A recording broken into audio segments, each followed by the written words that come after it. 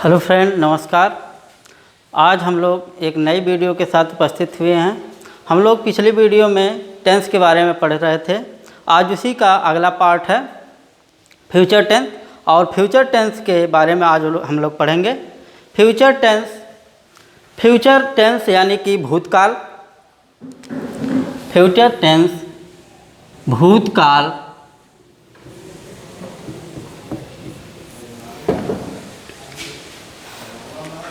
और इसका affirmative sentence का अध्ययन हम लोग करेंगे आज। इसकी पहचान होती है जिस हिंदी वाक्य के अंत में गा, गी, गे शब्द आए तो वह फ्यूचर इंडेफिनिट टेंस का वाक्य होता है। जिस हिंदी वाक्य के अंत में गा, गी, गे शब्द आए तो वह फ्यूचर इंडेफिनिट टेंस का वाक्य होता है। इसके नियम हैं, इस टेंस में आई और वी के साथ सहायक क्रिया शैल का प्रयोग किया जाता है। इसमें आई और वी के साथ शैल का प्रयोग किया जाता है, बाकी सभी कर्ताओं के साथ विल का प्रयोग किया जाता है। केवल इस टेंस में आई और वी के साथ ही शैल का प्रयोग किया जाता है, बाकी ही, सी, इट, यू, दे, बाकी सिंगुलर नंबर या प्लूरल नंबर सभी सब्जेक्ट के साथ विल का प्रयोग करते हैं। इसका फार्मूला है, सबसे पहले हम सब्जेक्ट लिखते हैं, इसके बाद शैल या विल कर्तानुसार, उसके बाद मेन वर्ब का फर्स्ट फॉर्म, ऑब्जेक्ट, और इसके बाद ईटीसी लिखकर वाक्य को कंप्लीट करते हैं। जैसे हमने यहाँ पर कुछ उदाहरण दिए हैं, जैसे मैं कल स्कूल जाऊंगा। मैं कल स्कूल जाऊंगा, इसके अंत में गा आया है। हम लोग इससे ही पहचान करते हैं कि वाक्य के अंत में गा, गी, गे शब्द आता है तो वह फ्यूचर इंडेफिनिट टेंस का वाक्य होता है। तो गा शब्द आया है तो हम इससे अनुमान लगाएंगे कि यह फ्यूचर इंडेफिनिट टेंस का वाक्य है।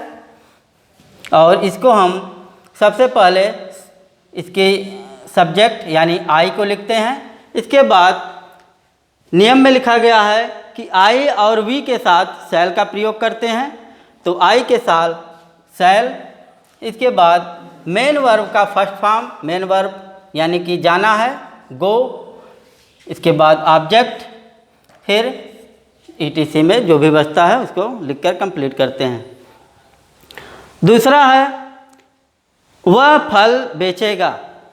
वह फल बेचेगा, इसमें ही सब्जेक्ट क्या है, ही है, वह, और उसके बाद सहायक क्रिया विल का प्रयोग करेंगे, क्योंकि आई और वी के साथ ही केवल शैल का प्रयोग होता है, बाकी सभी कर्ताओं के साथ विल का प्रयोग करते हैं। आई विल सेल, सेल यानी क्रिया, fruit, I will sell fruit. तीसरा है वे मैदान में क्रिकेट खेलेंगे। वे मैदान में क्रिकेट खेलेंगे, इसमें सब्जेक्ट दे, इसके बाद सहायक क्रिया विल का प्रयोग करेंगे, फिर क्रिया, उसके बाद ऑब्जेक्ट लिखकर वाक्य को कंप्लीट करते हैं। तो इस प्रकार से फ्यूचर इंडेफिनिट के अफर्मेटिव में इन नियमों का, यानी कि सबसे पहले सब्जेक्ट, शैल या विल, सहायक क्रिया, उसके बाद मेन वर्ब, फिर ऑब्जेक्ट, और इसके बाद जो भी बचता है ईटीसी में लिखकर कंप्लीट करते हैं। एक बार पुनः फ्यूचर इंडेफिनिट टेंस।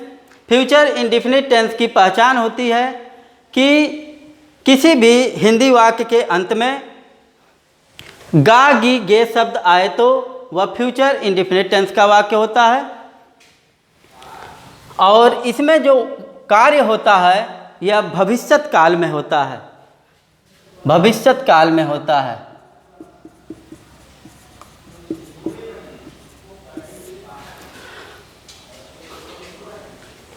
और इसका फार्मूला है सब्जेक्ट प्लस शैल या विल प्लस मेन वर्ब का first form plus object plus etc.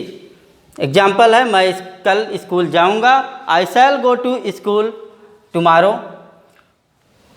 दूसरा है वह फल बेचेगा, ही विल सेल फ्रूट। और तीसरा है वे मैदान में क्रिकेट खेलेंगे, they will play cricket in the field.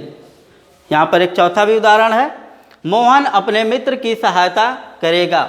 Mohan नाम है, नाम के साथ भी विल का प्रयोग करेंगे, चाहे कोई भी नाम हो। Mohan will help his friend, Mohan will help his friend. इसके बाद हम लोग निगेटिव की तरफ ध्यान देंगे। नेगेटिव सेंटेंस यानी नकारात्मक वाक्य। इसके नियम है, निगेटिव सेंटेंस में केवल सहायक क्रिया शैल, नॉट या विल नॉट का प्रयोग कर दिया जाता है। यानी कि जो हम अफर्मेटिव में पढ़े हैं इसमें केवल निषेधात्मक वाक्य में केवल नॉट का हम लोग प्रयोग करते हैं, यानी कि शैल या विल के बाद नॉट का प्रयोग कर देते हैं। फार्मूला की तरफ ध्यान देंगे थोड़ा सा। सब्जेक्ट, इसके बाद शैल या will plus main verb plus object और ईटीसी। इसका एग्जाम्पल है, हम बस से दिल्ली नहीं जाएंगे, यानी इसमें निषेधात्मक का प्रयोग किया गया है, नकारा गया है। तो सबसे पहले हम सब्जेक्ट के रूप में वी का प्रयोग करेंगे, यानी हम की अंग्रेजी वी होती है।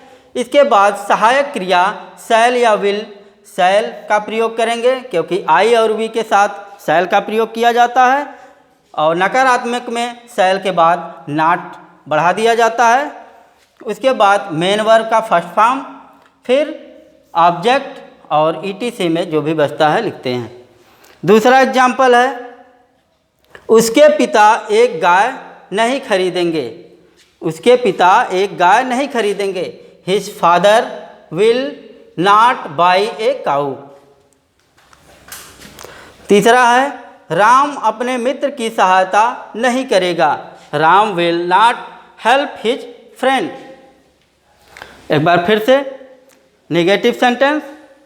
नेगेटिव सेंटेंस में सहायक क्रिया विल नॉट या शैल नॉट का प्रयोग करते हैं और मेन वर्ब का फर्स्ट फॉर्म यूज करते हैं। फार्मूला, सब्जेक्ट शैल या विल नॉट, मेन वर्ब का first form plus object plus etc. Example है, हम बस से दिल्ली नहीं जाएंगे, we shall not go to school Delhi by bus. उसके पिता एक गाय नहीं खरीदेंगे, his father will not buy a cow. Ram अपने मित्र की सहायता नहीं करेगा, Ram will not help his friend. तो आज का आपका फ्यूचर इंडेफिनिट का अफर्मेटिव और नेगेटिव सेंटेंस इस प्रकार से आप लोग अनुवाद करेंगे। तो अगली वीडियो में एक बार फिर से हम लोग मिलेंगे अगले सेंटेंस के साथ। तब तक के लिए धन्यवाद।